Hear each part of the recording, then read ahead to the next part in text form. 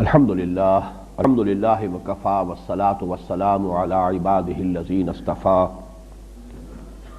خصوصا علی افضلهم وخاتم النبیین محمد الامین وعلی آلہ وصحبہ اجمعین اما بعد فقد قال اللہ تبارک وتعالی کما ورد فی سورة الحدید اعوذ باللہ من الشیطان الرجیم بسم اللہ الرحمن الرحیم ما اصاب من مصیبة في الارض ولا في انفسكم الا في كتاب من قبل ان نبرأها ان ذلك على الله يسير لكي لا تأسوا على ما فاتكم ولا تفرحوا بما آتاكم والله لا يحب كل مختال فخور الذين يبخلون ويأمرون الناس بالبخل ومن يتول فإن الله هو الغني الحميد لقد أرسلنا رسلنا بالبينات وأنزلنا معهم الكتاب والميزان ليقوم الناس بالقسط وأنزلنا الحديد فيه بأس شديد ومنافع للناس وليعلم الله من ينصره ورسله بالغيب ان اللہ قوی عزیز صدق اللہ العظیم رب اشرح لی صدری ویسر لی امری واحلل عقدۃ من لسانی یفقہوا قولی اللہم ربنا الہمنا رشدنا واعذنا من شرور انفسنا اللہم ارنا الحق حقا وارزقنا اتباعہ وارنا الباطل باطلا وارزقنا اجتنابہ اللہم وفقنا لما تحب وترضى آمین یا رب العالمین۔ میں نے گزشتہ نشست میں عرض کیا تھا کہ سورہ حدید کا 5واں حصہ 5 آیات پر مشتمل ہے، آیت نمبر 20 سے لے کر آیت نمبر 24 تک۔ ہم یہ بھی کہہ سکتے ہیں کہ اس حصے کو بھی ہم 2 میں منقسم قرار دے سکتے ہیں۔ پہلی 2 آیات اپنی جگہ پر ایک مکمل مضمون کی حامل ہے، انسانی زندگی کی حقیقت، یہ لائف سائیکل جو ہے، ہیومن لائف سائیکل، اور اس کی جو مشابہت ہے پلانٹ کنگڈم کے اندر جو سائیکل چل رہا ہے، یہ کہ بالآخر انجام تو یہی ہے، مٹی ہی سے یہ پودا بھی برآمد ہوا ہے اور پھر بالآخر مٹی ہو کر مٹی میں مل جائے گا۔ انسان کا بھی یہ جسم جو ہے، اس کا وجود حیوانی یہ خاکی الاصل ہے، مٹی ہی سے بنا ہے اور مٹی ہی میں یہ مل کر مٹی ہو کر مٹی میں مل جائے گا۔ گویا کہ اس اعتبار سے مشابہت تامہ موجود ہے۔ ہمارا یہ وجود حیوانی جو ہے، اس کے بارے میں بھی منہا خلقناکم وفیہا نعیدکم ومنہا نخرجکم تارۃ اخری، یہ اسی مٹی سے بنا ہے، اسی زمین سے، یہی سوائل، یہی کرسٹ آف دی ارتھ، اسی سے یہ ساری جو اینیمل کنگڈم ہے اور جو پلانٹ کنگڈم ہے، زندگی کے یہ دونوں جو شعبے موجود ہیں زمین پر، وہ یہیں سے ان کا آغاز ہے اور بالآخر یہیں پر ان کو جا ملنا ہے۔ البتہ انسانی زندگی، اصل زندگی وہ ہے کہ جو آخرت کی ہے، وَإِنَّ دَارَ الْآخِرَةَ لَهِيَ الْحَيَوَانُ لَوْ كَانُوا يَعْلَمُونَ، اس میں ابدیت بھی ہے اور اس میں پھر دوام ہے۔ وَفِي الْآخِرَةِ عَذَابٌ شَدِيدٌ وَمَغْفِرَةٌ مِّنَ اللَّهِ وَرِضْوَانٌ وَمَا الْحَيَاةُ الدُّنْيَا إِلَّا مَتَاعُ الْغُرُورِ۔ یہ توجہ دلانی میں بھول گیا تھا کہ یہاں غرور غین کے پیش کے ساتھ آیا ہے، جبکہ یہ کہ وغرکم باللہ الغرور، آیت نمبر 14 جو تھی وہ ختم ہوئی تھی غرور کے لفظ پر، لیکن وہاں غین پر زبر تھا، وہ فعول کے وزن پر اس میں مبالغہ ہے، بہت دھوکہ دینے والا، بہت بڑا دھوکے باز۔ یہاں یہ ایبسٹریکٹ ناؤن ہے غرور، یعنی دھوکہ، متاع الغرور، دھوکے کا سامان، اور نہیں ہے یہ دنیا کی زندگی مگر دھوکے کا سامان۔ اب یہ جو حقیقت کسی پر منکشف اگر ہو گئی تو اس کا نتیجہ کیا نکلے گا؟ پھر یہ کہ آخرت کی نجات اور فلاح کے لیے اپنی تمام توانائیاں جو ہے اس کے لیے لگائے گا، کھپائے گا۔ زندگی میں جس قدر زندگی کو برقرار رکھنے کے لیے ضروری ہے، اتنا حصہ اپنے وقت اور اپنی توانائی اور صلاحیتوں کا وہ اپنے لیے، اپنے نفس کے لیے، اہل و عیال کے لیے صرف کرے گا، لیکن زندگی کا مقصود وہ در حقیقت آخرت کو قرار دے گا۔ یہاں بھی ایک بڑی پیاری حدیث ہے، حضور نے فرمایا انما الدنیا خلقت لکم وانتم خلقتم للآخرہ، یہ دنیا تمہارے لیے بنائی گئی ہے اور تم آخرت کے لیے بنائے گئے ہو۔ تو گویا کہ یہاں پر تو ہمیں بس اتنا کچھ جتنا کچھ کہ مینٹین کرنے کے لیے، میں نے سبسسٹنس کا لفظ بھی استعمال کیا تھا، رہنا ہے، ایک کوئی نہ کوئی چھت بھی اوپر ہونی چاہیے، کھانے پینے کا کچھ نہ کچھ ضروری بندوبست ہونا چاہیے، تن ڈھانپنے کے لیے کپڑے ہونے چاہیے، جو کہ احادیث میں بنیادی ضروریات جو ہیں جن کے بارے میں بیان کر دیا۔ اب اس میں اسراف ہو رہا ہے، ساری توانائیاں اسی میں صرف ہو رہی ہیں، محل بن رہے ہیں اور سارے ساز و سامان جمع کیے جا رہے ہیں، ڈیکوریشن پیسز لا لا کر سجائے جا رہے ہیں، یہ سب در حقیقت اپنی ان توانائیوں اور قوتوں اور اوقات کا ضیاع ہے جو ہو رہا ہے۔ اگر مقصود آخرت ہو تو اپنی توانائیوں کو لگانا ہے، کھپانا ہے، وہ ہے سابقوا الی مغفرۃ من ربکم وجنۃ عرضھا کعرض السماء والارض اعدت للذین آمنوا باللہ ورسلہ ذلک فضل اللہ یؤتیہ من یشاء واللہ ذو الفضل العظیم۔ یہ دونوں آیتیں نسبتاً طویل تر آیات ہیں اور ان پر مضمون مکمل ہو گیا۔ ہم یہ بھی کہہ سکتے ہیں کہ اگلا حصہ جو ہے اس کے بعد کی 3 آیات پھر آیت نمبر 25 کے ساتھ جمع ہو کر ایک پورا سیکشن بن رہا ہے، اور وہ یہ ہے کہ آیت نمبر 25 میں چونکہ ایک انقلاب کا تصور آئے گا جو کہ کلائمیکس ہے اس سورہ مبارکہ کا، اس اعتبار سے اس انقلابی جد و جہد کے لیے ظاہر بات ہے تکلیفیں جھیلنی پڑتی ہیں، جان اور مال کی قربانیاں دینی پڑتی ہیں، یہاں تک کہ وہ وقت بھی آتا ہے کہ انسان نقد جان ہتھیلی پر رکھے میدان میں آئے، سرفروشی کے بغیر، جان فشانی کے بغیر، جانے دیے بغیر، خون دیے بغیر دنیا میں آج تک کوئی انقلاب نہیں آیا۔ کوئی نظام عدل و قسط قائم کرنے کے لیے تو وہ سارے مراحل میں سے گزرنا ہوگا۔ اگر حضور صلی اللہ علیہ وسلم اور آپ کے ساتھی صحابہ کرام مستثنا نہیں ہیں، حضور کو اگر پتھر بھی اپنے جسم اطہر پر سہنے پڑے ہیں، وہ آپ کو بھی اگر آپ کا خون جو ہے وہ 2 مرتبہ تو ہمیں معلوم ہے تاریخ میں کہ صحیح روایات کے اعتبار سے آپ کا خون جو ہے وہ طائف کی سرزمین میں بھی جذب ہوا ہے اور آپ کا خون جو ہے وہ دامن احد میں بھی جذب ہوا ہے، آپ مجروح بھی ہوئے ہیں، آپ پر غشی بھی طاری ہوئی ہے، اور سینکڑوں صحابہ ہیں جن کی جانوں کا نذرانہ پیش کیا ہے حضور نے، تب کہیں وہ دین کا غلبہ ہوا ہے اور نظام عدل و قسط قائم ہوا ہے۔ اس لیے گویا کہ تمہید کے طور پر بھی ہم یہ کہہ سکتے ہیں کہ ان آیات میں جو بتایا جا رہا ہے تکالیف جو آتی ہیں، آدمی بالکل انرٹ زندگی بسر کر رہا ہو، پیسو زندگی بسر کر، تب بھی تکلیف آ سکتی ہے، کوئی کینسر ہو سکتا ہے، کوئی اور مصیبت آ سکتی ہے، کوئی اور حادثہ ہو سکتا ہے، اس میں جان جا سکتی ہے، یہ جان تو جانی ہی ہے ہر حال میں، اور مصیبتیں جو ہیں ان سے بچنے کی یہاں پر کسی کے پاس کوئی ضمانت نہیں ہے۔ تو کیوں نہ انسان وہ خطرات جو ہے وہ خود آگے بڑھ کر ایکٹیولی کسی مقصد کے لیے، زندگی کے کسی اعلیٰ تر نصب العین کے لیے انسان جو ہے وہ اپنی زندگی کھپائے اور اس کے لیے خطرات جو ہیں ان کو مول لے، فی الواقع ان کا رسک لے۔ تو اس اعتبار سے یہ 3 آیتیں یہ ان 2 آیتوں کے ساتھ بھی ملتی ہیں مضمون کے اعتبار سے، اور اس جو آخری 5ویں آیت جو ہے کہ جو 6ٹھی آیت ہے اس سلسلے، اس رکوع کی آخری آیت 25ویں آیت، اس کے ساتھ بھی جڑتی ہیں۔ تو اس حوالے سے اب اس پر دوبارہ غور کر لیجئے، اگرچہ ہم ان آیتوں کا مطالعہ کر چکے ہیں۔ ما اصاب من مصیبت فی الارض ولا فی انفسکم، نہیں پڑتی کوئی پڑنے والی کوئی مصیبت، کوئی بھی ناگوار صورتحال، کوئی تکلیف دہ صورت، نہ زمین میں کسی بڑے پیمانے پر، نہ ذاتی اعتبار سے تمہاری جان میں، الا فی کتاب، مگر یہ کہ وہ اللہ کے علم میں ہے۔ یہ کتاب سے مراد اللہ کا علم قدیم ہے، پہلے سے معین ہے، ہونا ہے، من قبل ان نبراہا اس کے حوالے سے میں نے عرض کر دیا، علم قدیم میں ہر شے پہلے سے موجود تھی، یہ وجود علمی ہے۔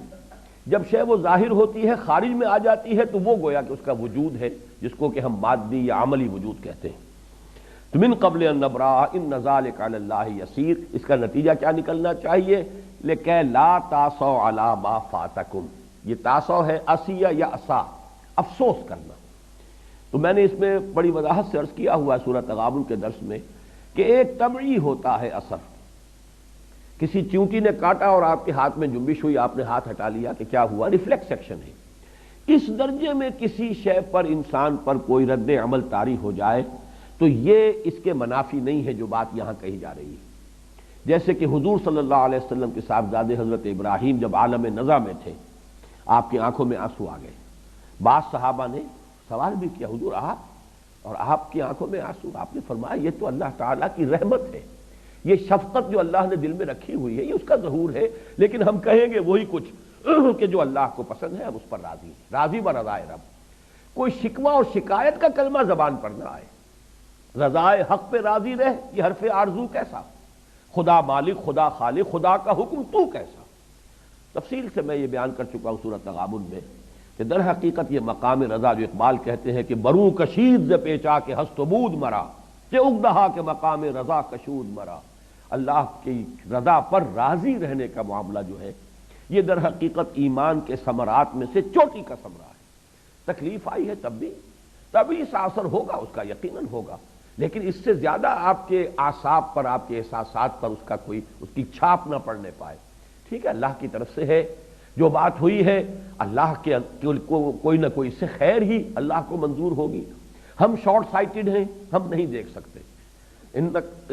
اللہ تعالیٰ جانتے انک تعلم ولا نعلم، یہ جو دعا ہے، جو دعا استخارہ فانک تعلم ولا نعلم، اے اللہ تو جانتا ہم نہیں جانتے، وتقدر ولا نقدر، تجھے ہر شے کی قدرت حاصل ہے، ہمیں قدرت حاصل نہیں، ہم تو جو تیرا فیصلہ اس پر راضی ہیں۔ تو یہ ہے اصل میں کہ جو بھی کچھ میرے ساقی نے میرے پیالے میں ڈال دیا ہے، صبر و شکر کے ساتھ انسان اس کو قبول کرے۔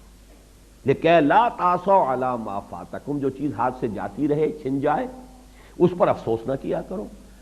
ولا تفرحوا بما آتاکم، فرح کہتے ہیں پھولے نہ سمانا، ایک ہے طبی خوشی ہونا، کوئی بات ہوئی ہے جو آپ کے نفس کو پسند ہے، اچھی ہے، اس سے ایک فوری طور پر ایک خوشی کا احساس، یہ بھی منافی نہیں ہوگا اس کے، لیکن اس کو اس حد تک انسان اس سے تاثر لے لے کہ جیسے کہ جسے ہم کہتے ہیں کہ خوشی سے پھولے نہیں سما رہے، یہ جو معاملہ ہے یہ فرح ہے۔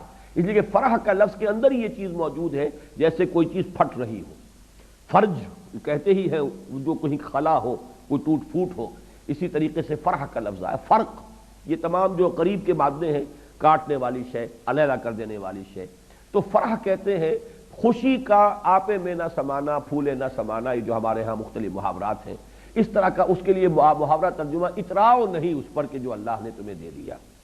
واللہ لا يحب كل مختال فخور، اور جان لو کہ اللہ تعالی اکڑنے والوں کو اور شیخی خوروں کو پسند نہیں کرتا۔ لا يحب اگرچہ بہت نرم الفاظ ہیں، اصل میں مراد ہے اللہ کو بہت ناپسند ہے، یہ قرآن کا اپنا ایک اسلوب ہے۔ کسی شے کی نفی جو ہے بسا اوقات سادہ نفی ہوتی ہے، بسا اوقات اس کے اندر ایک ایمفیسس ہوتا ہے۔ ان اللہ لا يحب كل مختال فخور، بالکل پسند نہیں ہے اللہ کو وہ لوگ کہ جو اکڑتے ہوں۔ یہ مختال بنا ہے اختیال، خیل سے بنا ہے، خیل گھوڑا، اعلیٰ نسل کا گھوڑا، گھوڑے کی جو ہے چال کے اندر ایک تمکنت ہوتی ہے، جتنا اعلیٰ نسل کا گھوڑا ہوگا اس کی چال میں تمکنت ہوتی ہے، تو اختیال کا لفظ وہاں سے لیا ہے۔ آدمی کے چلنے سے اندازہ ہو جاتا ہے یہ اپنے آپ کو کچھ سمجھتا ہے، کسی ذوب میں ہے، اونچی ہواؤں میں ہے، کوئی اس کو غرور ہے، تو یہ اختیال ہے۔ اور فخر ہے وہی جو لفظ ہم پہلے پڑھ چکے ہیں کہ تفاخر بینکم، فخر کرنا نسل پر ہے، نسب پر ہے، حسب نسب پر ہے، مال پر ہے، علم پر ہے، زہد پر ہے، تقوی پر ہے، پھر اس کو بیان کرتے رہنا، اس کا اظہار کرنا، یہ ہے اللہ کو یہ چیزیں بالکل پسند نہیں ہیں۔ الذین یبخلون ویامرون الناس بالبخل، یہ جو آیت ہے در حقیقت اس طرز عمل یا اس ذہنیت کا منطقی نتیجہ ہے، اس لیے کہ یہ اختیال اور فخر جو ہے دنیا میں اگر کوئی نعمت انسان کو ملی ہے تو اس پر فرح، اور فرح کے بعد اختیال، اور اختیال کے ساتھ فخر، یہ تینوں چیزیں جو ہے در حقیقت غمازی کرتی ہیں اس بات کی کہ انسان جو ہے قدر و قیمت سمجھتا ہے اس دنیا کے مال و اسباب کی، اسی پر تبھی تو فخر کر رہا ہے۔ الذی جمع مالا وعددہ یحسب ان مالہ اخلدہ، تو اس کا جو یہ دار و مدار اور انحصار ہے، تو ظاہر بات ہے کہ جو شخص یہ سمجھتا ہے کہ میرا سرمایہ افتخار جو ہے میری دولت ہے، تو اس دولت کو وہ سنبھال کر رکھے گا، خرچ نہیں کرے گا، اس لیے کہ خرچ کرنے میں تو پھر ظاہر بات ہے وہی تو سرمایہ افتخار ہے، اسی سے تو وہ روب گانٹ رہا ہے لوگوں کے اوپر، اسی سے تو اس کی عزت ہے۔ ہمارے اس معاشرے میں خاص طور پر یہ لعنت انتہا کو پہنچ گئی۔ ویسے تو فرق ہوتا تھا، دولت مند بھی ہوتے تھے، غریب بھی ہوتے تھے، لیکن عزت کی بنیاد دولت نہیں ہوتی تھی، عزت کی بنیاد کردار تھا۔ بلکہ یہ کہ ہمارے ہاں وہ فقراء، یہ میں نے مضمون حال ہی میں لکھا بھی تھا ایک، کہ معاشرے کے اندر وہ کیفیت ہوتی تھی کہ وہ فقیر جو ہے، جو درویش کہیں بیٹھا ہوا ہے، لوگوں کا رجوع اس کی طرف ہوتا ہے، علماء کی طرف ہوتا ہے۔ یہ زبیدہ جو بڑی محبوب ملکہ تھی ہارون رشید کی، اس نے کہا تھا، حج کے موقع پہ آئی، اور غالباً وہ اہل بیت میں سے کوئی تھے، بہت بڑی شخصیت، وہ جب آئے ہیں طواف کرنے کے لیے تو پورا مجمع ان کی طرف متوجہ ہو گیا۔ تو ملکہ نے کہا اپنے شوہر سے، اور یہ آزادی وہی اختیار کر سکتی تھی اس لیے کہ بڑی محبوب بیوی تھی، اس نے کہا کہ اصل تو حکومت ان کی ہے، تمہاری کہاں ہے؟ یہ دلوں پہ حکومت کر رہے ہیں، تمہارا جو ہے تمہاری حکومت جو ہے وہ لوگوں کے جسموں پر ہے اور ان کی حکومت دلوں پر ہے۔ تو یہ ویلیوز جس معاشرے کے اندر ہوں تو اس کا معاملہ جو ہے چاہے کچھ اونچ نیچ ہو بھی معاشرے میں، اس سے اخلاق کا دیوالہ اس طرح نہیں نکلتا جیسا کہ ہمارے معاشرے میں نکل گیا ہے، کہ معلوم ہے کہ یہ حرام کی دولت ہے، یہ ہیروئن کی کمائی ہے یا فلاں کی کمائی ہے، یہ رشوتیں ہیں یا یہ سودی معاملہ ہے، لیکن یہ کہ جس کے پاس دولت ہے اس کے لیے عزت ہے، اس کے سامنے جھکے جا رہے ہیں، بچھے جا رہے ہیں، اور یہ اچھے اچھے لوگوں کا طرز عمل یہ ہے۔ تو اس سے در حقیقت معلوم ہوا کہ اخلاق کا دیوالہ نکل گیا، ویلیوز ختم ہو گئی، اقدار کا بیڑا غرق ہو گیا۔ تو یہاں اصل میں یہ بات آ رہی ہے کہ الذین یبخلون، جو یہ سمجھتے ہیں کہ عزت کی بنیاد پیسہ ہے تو بخل کریں گے، پیسے کو سنبھال کر رکھیں گے، وہ کاہے کو پیسہ خرچ کریں گے؟ پیسہ خرچ کریں گے تو اپنی عزت کی بنیاد، اپنے فخر کی بنیاد کو ڈھا رہے ہیں۔ اور دوسری بات یہ یامرون الناس بالبخل، جو شخص خود یہ بخل کرے گا وہ دوسروں کو بھی بخل کا مشورہ دے گا۔ اس کی وجہ یہ ہوتی ہے کہ ایک تو یہ ہے کہ بہرحال لوگوں کی نگاہ میں وہ اپنا بھی تو کوئی بھرم قائم رکھنا چاہتا ہے، اپنی بات کے لیے بھی جسٹیفیکیشن چاہے گا۔ امر کا لفظ جو ہے یہاں پر سمجھ لیجئے کہ یہ مشورے کے معنی میں، حکم کے معنی میں نہیں، عربی زبان میں لفظ امر جو ہے دونوں معنی میں آتا ہے۔ بھائی کچھ عقل کے ناخن لو، کچھ سوچو، یہ کیا تم نے دونوں ہاتھ کھلے رکھے ہوئے ہیں اپنے؟ تمہارے ہاتھ میں تو معلوم ہوتا ہے کوئی سوراخ ہے، کوئی پیسہ روکتے ہی نہیں ہو اپنے پاس۔ تمہیں چاہیے کہ کچھ آگے کی فکر کرو، بچوں کی فکر کرو، بیٹیوں کے ہاتھ پیلے کرنے ہیں، تو بڑے ہی ناصحانہ انداز میں اور بڑے ہی خیر خواہانہ انداز میں بخل کا مشورہ دیا جائے گا تاکہ ہمارا بخل بھی ڈھکا رہے، چھپا رہے۔ یہ بالکل وہی نفسیاتی بات ہے جو میں حقیقت نفاق کے ضمن میں بارہا بیان کر چکا ہوں کہ نفاق جب اپنی تیسری منزل کو پہنچتا ہے تو پھر بغض ہو جاتا، دشمنی ہو جاتی ہے ان سے کہ جو دیوانہ وار گویا کہ جان اور مال خرچ کر رہے ہیں، کہ ان کی اس دیوانہ وار اپنے جان اور مال کی بازی لگانے سے ہماری بزدلی، ہمارا بخل نمایاں ہو رہا ہے۔ اگر پکار آتی سب بیٹھے رہتے، کوئی بھی جنبش نہ کرتا تو سب برابر تھے۔ یہ بھی ہوا ہے ایک دفعہ حضور کی سیرت میں، جب صلح حدیبیہ کے موقع پر حضور نے فرمایا کہ اب ہو گئی بات، صلح ہو گئی، ٹرمز طے ہو گئی، اچھا بھائی اٹھو، اب یہیں پر قربانیاں دے دو، احرام کھول دو۔ ایک بھی نہیں اٹھا۔ یہ تاریخ کا ایک عجیب واقعہ ہے، میرے لیے تو تاحال عقدہ ہے ایک، کہ حضرت ابو بکر کی بھی تو صراحت نہیں ہے کہ وہ بھی اٹھے ہوں، ایک بھی نہیں اٹھا۔ 3 دفعہ کہا ہے حضور نے، اور دل گرفتہ ہو کر، رنجیدہ ہو کر اپنے خیمے میں چلے گئے۔ وہاں حضرت ام سلمہ رضی اللہ تعالی عنہا ساتھ تھی، بہت مدبر خاتون تھی۔ انہوں نے ان سے جا کے کہا ہے کہ میں نے 3 دفعہ کہا ہے مسلمانوں سے کہ اٹھو، اب احرام کھول دو، قربانی دے دو، کوئی نہیں اٹھ رہا۔ انہوں نے مشورہ دیا کہ آپ کچھ نہ کہیے، آپ اپنا احرام کھول دیجئے اور قربانی دے دیجیے۔ جب آپ نے آ کر یہ کام کیا سب کھڑے ہو گئے۔ تو میری تعویل یہ ہے کہ وہ کچھ حالت منتظرہ میں مبتلا تھے کہ شاید ابھی کوئی نئی صورت پیدا ہو جائے، شاید کوئی اللہ ہمارا ابھی امتحان ہی لے رہا، اس لیے ایک عجیب سی حالت منتظرہ طاری ہو گئی تھی کہ کوئی نہیں اٹھا۔ لیکن اس وقت جو میں بات بیان کر رہا تھا وہی تھا کہ جب کوئی نہیں اٹھا تو سب برابر ہو گئے۔ اگر کچھ لوگ اٹھ جاتے، کچھ رہ جاتے، تو جو اٹھ گئے ان کا ایک مرتبہ واضح ہو جاتا کہ یہ نبی کی پکار پر فوراً لبیک کہنے والے ہیں، اور جو پیچھے رہ گئے وہ گویا کہ تربص میں ہے، انتظار میں ہے۔ تو منافقین کو یہی غصہ آتا تھا کہ جب آتا ہے نکلو اللہ کی راہ میں، انفروا خفافا وثقالا، یہ نکل رہے ہیں، یہ کچھ سوچتے ہی نہیں، کوئی اپنا نفع نقصان، کوئی اندیشے، کوئی خطرات، موسم کو نہیں دیکھ رہے کہ شدید ترین گرمی کا موسم ہے، یہ نہیں دیکھ رہے شیر کے منہ میں جا رہے ہیں، سلطنت روما کے ساتھ ٹکر لے رہے ہیں، بازی بازی بارش بابا ہم بازی، اب تک تو جو بھی جنگیں ہوئی ہیں وہ اندرون ملک عرب ہوئی ہیں، یہ standing super power, standing armies جس کی لاکھوں کی ہیں۔ اور یہی ہوا ہے غزوہ موتا کے اندر، 3000 گئے تھے، 1 لاکھ کے ساتھ ٹکراؤ ہو گیا، اور 1 لاکھ اور موجود تھا۔ ایک روایت یہ ہے کہ 2 لاکھ کے ساتھ ٹکراؤ ہوا ہے۔ لیکن یہ کہ بہرحال غزوہ تبوک کے لیے جن لوگوں کو پکارا ہے، جن میں ایمان صادق تھا، وہ نکل کھڑے ہوئے۔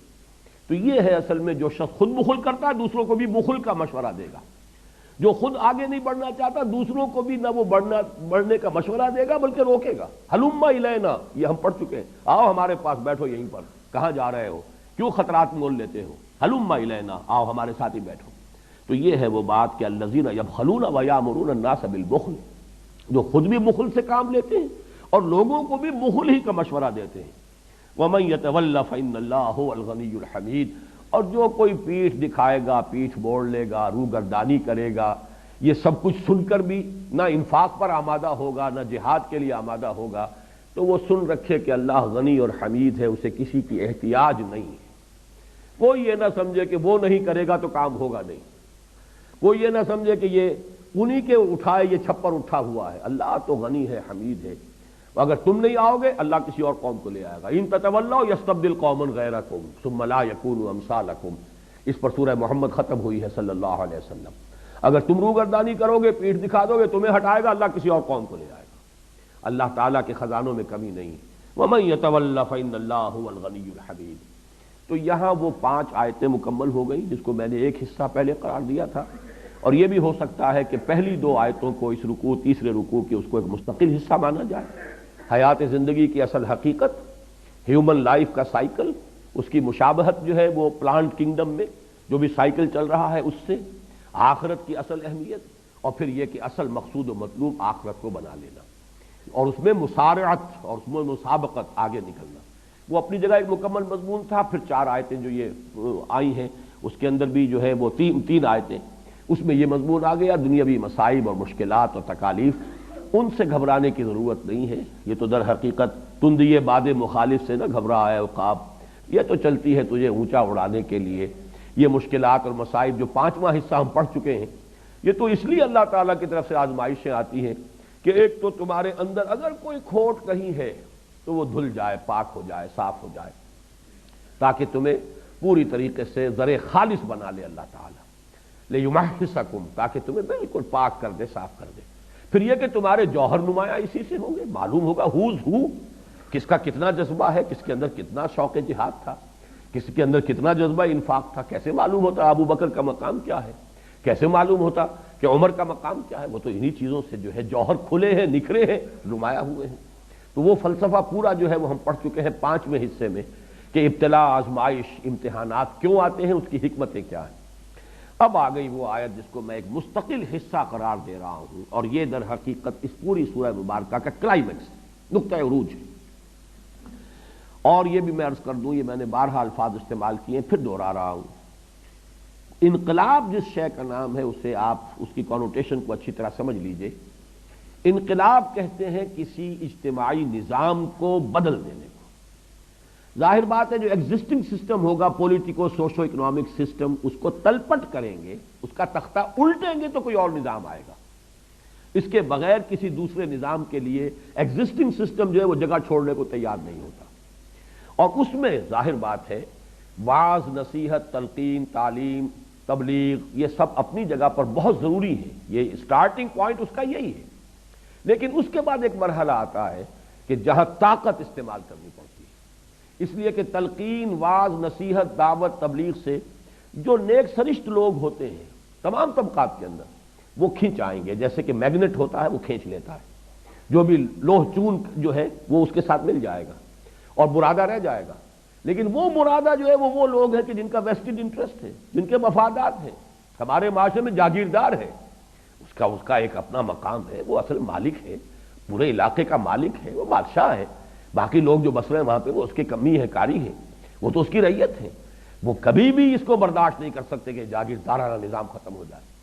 اس کے لیے ظاہر بات ہے کہ بالآخر طاقت کا استعمال ناگزیر ہے۔ یہ بات جو ہے اصل میں کہتے ہوئے انسان جھجکتا ہے، یہ بات اچھی نہیں ہے، قتل و خون، قتل و غارت گری کو اچھی بات نہیں ہے، طاقت کا استعمال، اسلحہ کا استعمال کو اچھی بات نہیں ہے، بڑی ٹھنڈی ٹھنڈی کوئی بات ہو جائے اور بڑے ہی آسانی کے ساتھ صرف دعوت و تبلیغ سے کوئی انقلاب آ جائے، بہت اچھا ہے، فبہا۔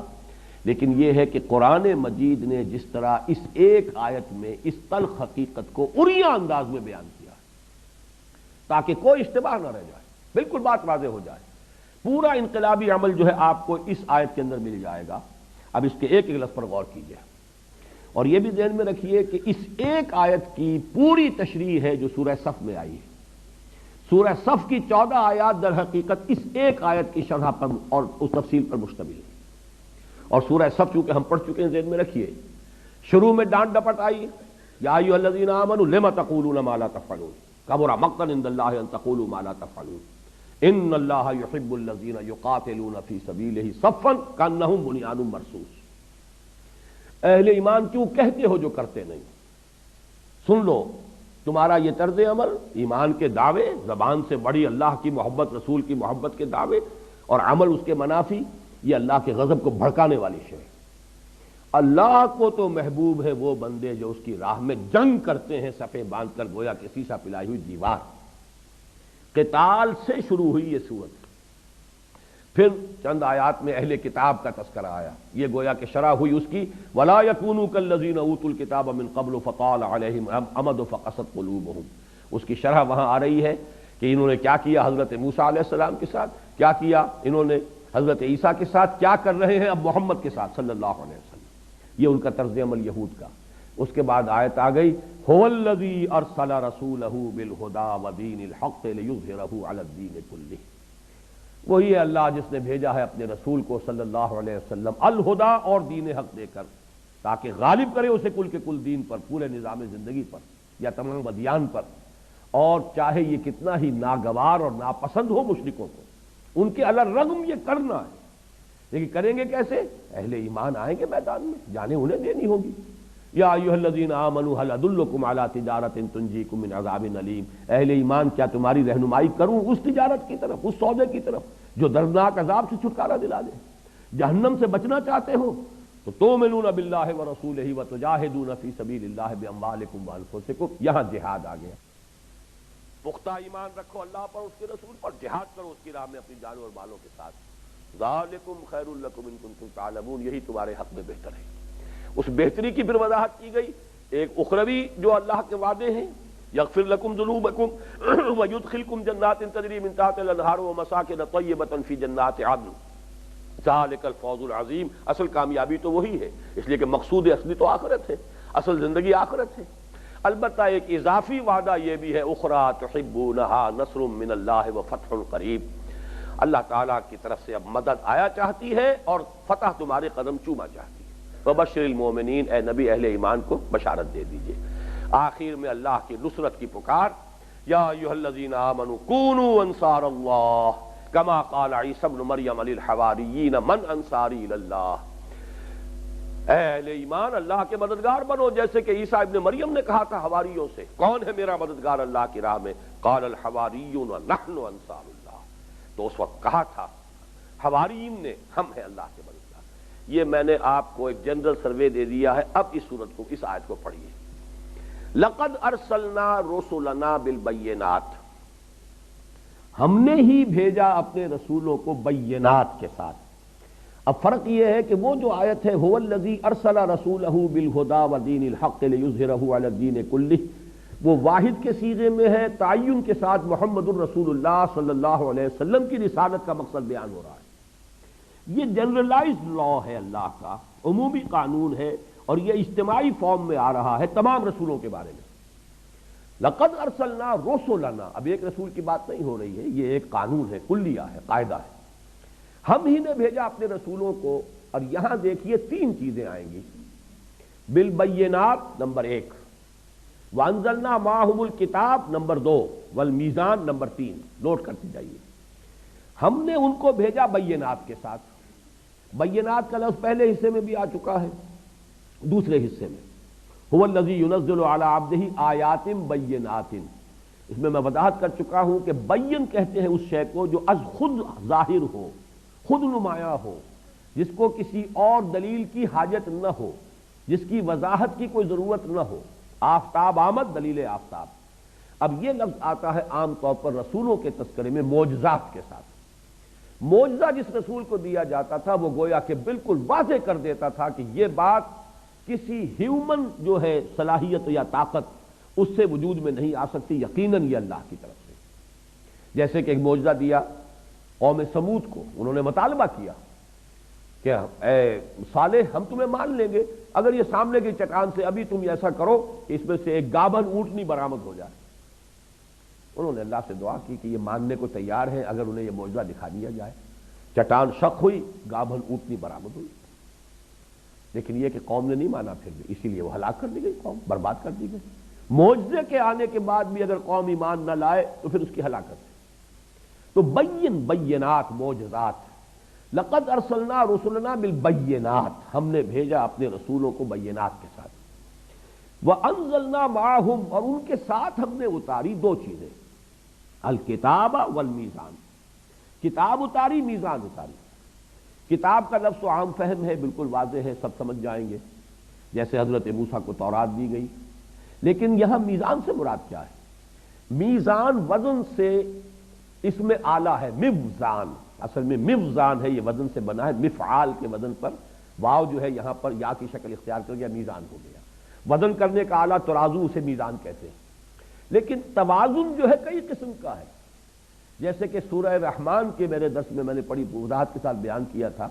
ایک آفاقی بیلنس ہے اس کائنات کے اندر، ان کروں کے درمیان ایک بیلنس ہے. والسماء رفعها ووضع الميزان اللہ تطغوا فی المیزان. در حقیقت یہاں جو مراد ہے جو ہے وہ بیلنس ہے جو ان کروں کے درمیان ہے. یہ تمام جتنے کرے تیر رہے ہیں فضا کے اندر، سیارے اور گردش میں ہیں، ان کا توازن ہے. ان کے ڈسٹینسز جو ہے انہی کے، جو آپ کو معلوم ہے کہ ڈسٹینس کے انورس پروپورشنیٹ میں وہ ان کی جو ہوتی ہے آپس کی باہمی کشش وہ ہے، اور وہ توازن کے ادھر سے اس کو وہ کھینچ رہا ہے، ادھر سے یہ کھینچ رہا ہے، تو یہ اپنی جگہ پر قائم ہے. اسی طریقے سے جو نظام اللہ عطا فرماتا ہے وہ نظام ایک میزان ہے، اس میں حقوق اور فرائض کا توازن ہوتا ہے. فلاں کا یہ حق ہے، یہ اس کا فرض ہے، یہ اس کی ذمہ داری ہے. آپ کو معلوم ہے ہم کہتے بھی ہیں کہ پریولیجز گو ود رسپانسبلٹی. جہاں زیادہ ذمہ داری ہوگی پریولیجز بھی زیادہ ہوں گی، اتھارٹی بھی زیادہ ہوگی، اختیار بھی زیادہ ہوگا. تو حقوق اور فرائض میں توازن ہوگا تو معاشرہ صحیح رہے گا. اور اگر اس کے اندر امبیلنس ہو گیا، اسی کا نام ظلم ہے، اسی کا نام عدوان ہے، اسی کا نام زیادتی ہے، ناانصافی ہے. تو در حقیقت جو شریعتیں اللہ تعالیٰ نے نازل فرمائی ان سب کا مقصد یہ ہے کہ توازن قائم ہے. مثلا 3 چیزوں کے اندر توازن ہے کہ جو بہت ایویسو ہے انسان کے لیے، اس کا حصول آسان نہیں. قدیم ترین مسئلہ ہے عورت اور مرد میں توازن کیا ہو. ظاہر بات ہے دونوں ایک دوسرے کے محتاج ہیں، عورت مرد کی محتاج ہے، مرد عورت کا محتاج ہے. لیکن یہ کہ آپ نے دیکھا کہ یہ توازن نہیں ہو پاتا. یا تو عورت کو ملکیت بنا لیا جاتا ہے، جوتی کی نوک سمجھا جاتا ہے، اس کے کوئی حقوق نہیں ہے، کوئی اس کا سٹیٹس نہیں ہے، کوئی اس کا دنیا کے اندر مقام نہیں. اور یا پھر یہ کہ وہ عورت بالکل مرد کے شانہ بشانہ ہو کے برابر ہو کر، بلکہ یہ کہ کلوپٹرا کی شکل اختیار کر کے پورے ملکوں کی قسمت جو ہے اس کی نیا ڈبو دیتی ہے. توازن بہت مشکل کام ہے.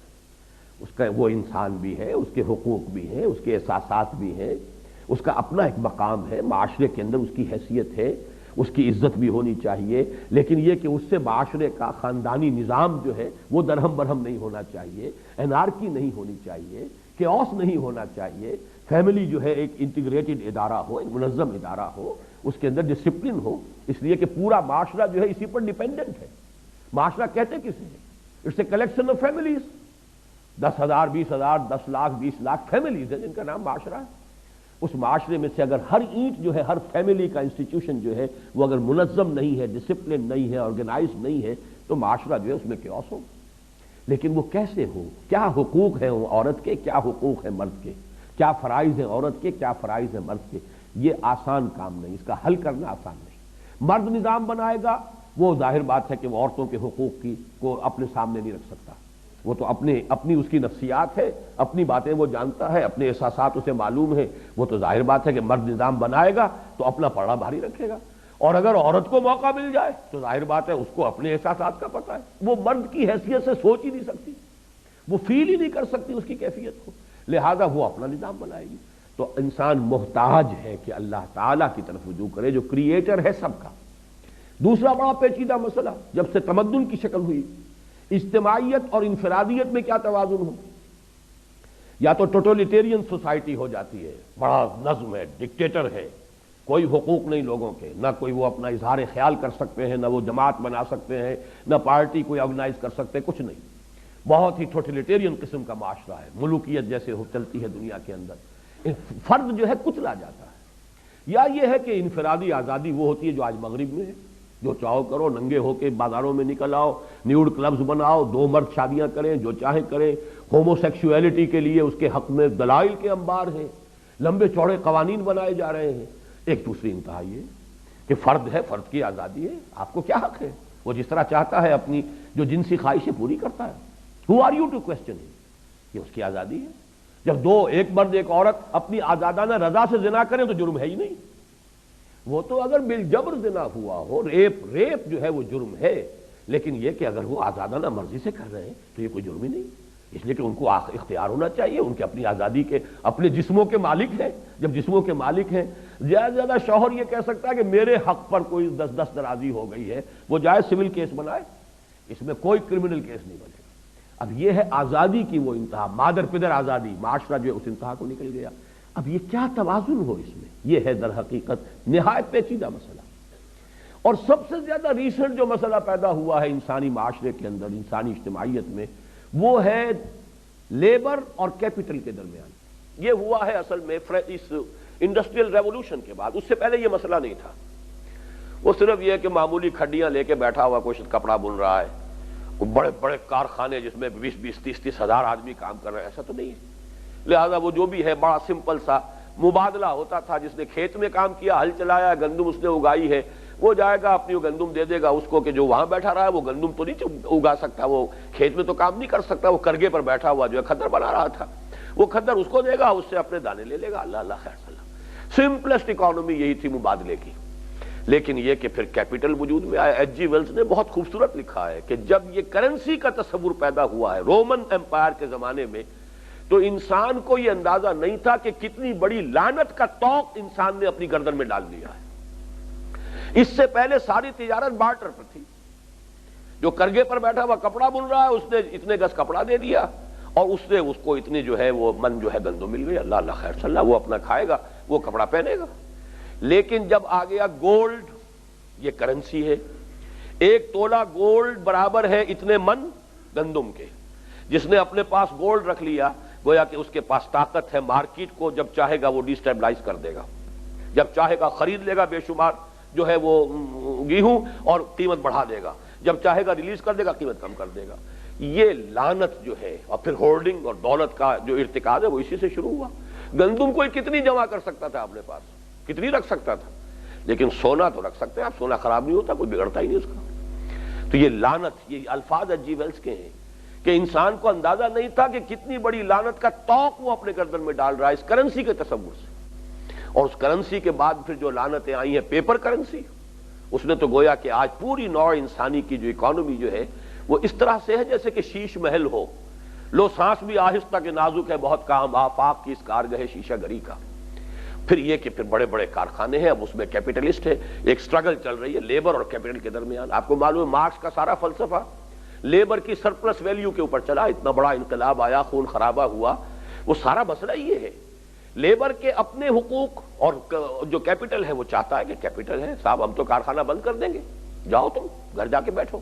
اس غریب کو یہ معلوم ہے کہ اگر 4 دن مجھے مزدوری نہیں ملی تو میرے گھر کے اندر جو ہے فاقہ آ جائے گا، میرا بچہ جو ہے اس کو پینے کے لیے دودھ نہیں ہے، لہذا وہ کارخانے کے مالک کے رحم و کرم پر ہے، بھائی جو بھی مجھے دیتے ہو تم، جو ویج دو گے میں تو کام کروں گا۔ یہ ایکسپلائٹیشن کی بدترین شکل جو ہے وہ سرمایہ داری کی صورت میں چلی۔ یہ ہے اصل میں 3 پرابلمز جن میں توازن، میزان، جن میں حقوق اور فرائض کے مابین بیلنس، یہ ہے کہ جو سوائے اللہ کے کوئی نہیں دے سکتا۔ یہ ہے اصل حقیقت، جس کو اگر لوگ سمجھ لیں تو شریعت کی عظمت اور شریعت کی اہمیت سامنے آئے گی۔ اس لیے شریعت کو کہا گیا میزان۔ یہ میزان ترازو مراد یہاں نہیں ہے کہ اللہ نے آسمان سے ترازو اتاری، بلکہ یہ کہ اس نے کتاب اتاری، کتاب کے ساتھ وہ شریعت کا جو نظام اتارا ہے وہ ہے حقوق و فرائض کا ایک متوازن، بیلنسڈ، منصفانہ، عدل و قسط پر مبنی نظام جو اس نے عطا کیا ہے۔ اب اس آیت کو پڑھیے، لقد ارسلنا رسلنا بالبینات، ہم نے بھیجا اپنے رسولوں کو معجزات کے ساتھ، براہین کے ساتھ، اور ان کے ساتھ 2 چیزیں اتاری، کتاب اور میزان، شریعت، اس کا نظام۔ لے یقوم الناس بالقسط، یہ ہے اصل میں اس آیت کی جو جان ہے اصل میں ان الفاظ میں۔ لے، کس لیے اتارا ہم نے یہ سب کچھ، کس لیے رسول بھیجے، کس لیے کتاب نازل کی، کس لیے میزان اتاری، تاکہ میزان نصب ہو۔ یہ نہیں کتاب کی تلاوت کر رہے ہیں ثواب لے رہے ہیں، یہ کتاب اس لیے آئی تھی اسے قائم کرو، یہ میزان اس لیے دی گئی کہ میزان نصب ہو۔ جیسے کہ حضرت ابو بکر صدیق نے فرمایا تھا جب بیعت خلافت ہوئی ہے، لوگوں تم میں سے جو قوی ہے میرے نزدیک ضعیف ہوگا جب تک کہ اسے حق وصول نہ کر دوں، اور جو ضعیف ہے وہ قوی رہے گا جب تک کہ اسے اس کا حق دلا نہ دوں۔ یہ ہے اصل میں وہ نظام عدل و قسط قائم کرنے کے لیے۔ اسی کے لیے حضور سے فرمایا گیا، اے نبی کہہ دیجئے وَأُمِرْتُ لِأَعْدِلَ بَيْنَكُمْ، دیکھو مجھے کوئی واعظ نہ سمجھنا جو واعظ کہتا ہے بس ٹھنڈا ٹھنڈا واعظ کہا، میٹھی میٹھی باتیں کہیں، کچھ جو ہے ہار گلے میں ڈلوائے، کچھ جو ہے حلوے مانڈے کھائے اور آگے اگلے گاؤں گیا پھر وہاں واعظ کہا. میں وہ نہیں ہوں، معاذ اللہ معاذ اللہ. مجھے بھیجا گیا اس لیے کہ میں عدل قائم کروں. امرت لأعدل بینکم، مجھے حکم ہوا تمہارے مابین عدل کروں. یہ ظاہر بات ہے کہ عدل کا مطلب کیا ہے؟ جو اپنے حق سے زائد لے رہا ہے اس شیر کے منہ میں سے نوالا نکالیں گے تو عدل ہوگا نا، اور وہ پسند کرے گا، اس کو وہ ریزنٹ کرے گا. یہ معاملہ جو ہے عدل کو قائم کرنا، یہ کوئی آسان کام تو نہیں ہے. یہ عدالت والا عدل نہ سمجھیے. عدالت والا عدل تو ہوتا ہے قانون جو بھی آپ کا رائج ہے اس کے تحت عدالت نے فیصلہ دے دینا. وہ قانون ہی نامنصفانہ ہے، وہ نظام ہی اصل میں جو ہے ظلم کے اوپر، استحصال کے اوپر اس کی بنیاد قائم ہے. آپ نے تو چور کو سزا دے دی، آپ کے پینل کوڈ میں لکھا ہوا جو چوری کرے گا اس کو یہ سزا ملے گی، لیکن یہ کہ وہ چوری جس نے کی ہے وہ جو ہے وہ ایکسپلائٹڈ کلاس میں سے تھا اور اس نے جا کر کسی جاگیردار کا جو ہے اس کا گھر جو ہے اس کے اندر نقب لگائی ہے. لیکن جاگیردار کے پاس جو دولت ہے وہ جائز طریقے سے آئی تھی یا نہیں، یہ قانون عدالت اس سے بحث نہیں کر سکتی. عدالت تو صرف اس قانون کے تحت فیصلہ کرے گی کہ اس نے چوری کی ہے، مال اس کا تھا یہ لے گیا، اس نے چوری کی، اس کی سزا ہو جائے. اصل شے نظام ہے، نظام عادلانہ، وہ system, politico socio economic system based on social justice. یہ ہے لے یقوم الناس بالقسط. اس پر میں چاہتا ہوں کہ جتنا بھی آپ اس وقت پورے ایمفسس کو سمجھ سکیں اس کے، اس پر غور کیجئے. اس کے لیے چند حوالے میں دے دوں. یہ قسط کا معاملہ جو ہے کس طرح کا آیا ہے. سب سے پہلے ہمارے دین میں سب سے بڑی بات، سب سے پہلی بات کیا ہے؟ اللہ کی ذات و صفات. اللہ کی شہد اللہ انہ لا الہ الا هو والملائکۃ واولو العلم قائما بالقسط. اللہ کی یہ شان ہے، اللہ کی یہ صفت ہے، وہ قسط کا قائم کرنے والا ہے. آخرت ہے ہی اس لیے کہ عدل و قسط قائم ہو. نمبر دو، رسول، رسالت. یہ رسالت کی شان یہ ہے، لقد ارسلنا رسلنا بالبینات، اور یہ جنرلائزڈ ایک اسٹیٹمنٹ ہے. تمام رسولوں کے بھیجنے کا مقصد یہی تھا، تمام کتابوں کے نزول کا مقصد یہی تھا، تمام شریعتوں کے نزول کا مقصد یہی تھا، لیقوم الناس بالقسط، تاکہ لوگ عدل اور قسط پر قائم. حضور کے لیے فرمایا امرت لأعدل بینکم، کہہ دیجئے ڈنکے کی چوٹ، میں اس لیے بھیجا گیا ہوں کہ عدل قائم کروں تمہارے مابین. اس کے بعد آتا ہے مسئلہ امت کا. امت کے لیے جو بات کہی گئی ہے سورہ نساء اور سورہ مائدہ میں، صرف ترتیب بدل گئی ہے، ایک ہی بات. یا ایھا الذین آمنوا، آیت نمبر 135، یا ایھا الذین آمنوا کونوا قوامین بالقسط شہداء للہ ولو علی انفسکم او الوالدین والاقربین. اے ایمان کے دعوے دارو، پوری قوت کے ساتھ قوام بن کر کھڑے ہو جاؤ، قسط کے، عدل کو نافذ کرنے والے، قائم کرنے والے، اور اللہ کے حق میں گواہی دینے والے. یہ شہادت کے ضمن میں یہ آیت میں نے کوٹ کی تھی، شہداء للہ. اللہ نے جو قانون دیا، نظام دیا، اس کے گواہ بن کر کھڑے ہو جاؤ، اس کو قائم کرو. چاہے یہ بات تمہارے اپنے خلاف جا رہی ہو، چاہے والدین کے، چاہے رشتہ داروں کے، تمہیں عدل کی بات کہنی ہے، عدل و انصاف کی بات کہنی. یہ نہیں دیکھنا ہے کہ اس سے نقصان میرے خاندان کو پہنچ جائے گا، یا میرے باپ کو پہنچ جائے گا، یا میری ماں کو پہنچ جائے گا. جو بات عدل کی ہے وہ کرو. یا ایھا الذین آمنوا کونوا قوامین بالقسط شہداء للہ ولو علی انفسکم او الوالدین والاقربین. یہی بات الٹ کر ذرا ترتیب جو ہے یہ سورہ مائدہ کے اندر آئی ہے، آیت نمبر 8.